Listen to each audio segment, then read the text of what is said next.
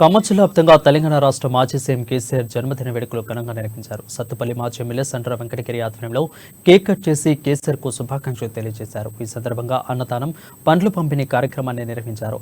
ఖమ్మం ప్రభుత్వ ఆసుపత్రిలో యువజన విద్యార్థి విభాగం ఆధ్వర్యంలో రోగులకు పండ్లు, బ్రెడ్స్ ను పంపిణీ చేశారు.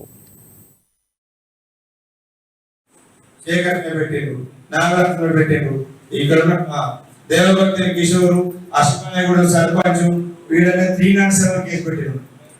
ఎవరిని మర్డర్ చేయడానికి SC ST కేసు పెట్టారు. దాని మీద జిల్లా పార్టీ నుంచి ఒక హామీ ఇస్తున్నారు. కార్యకర్తలందరినీ కంటికి రెప్పలాగా కాపాడుకునే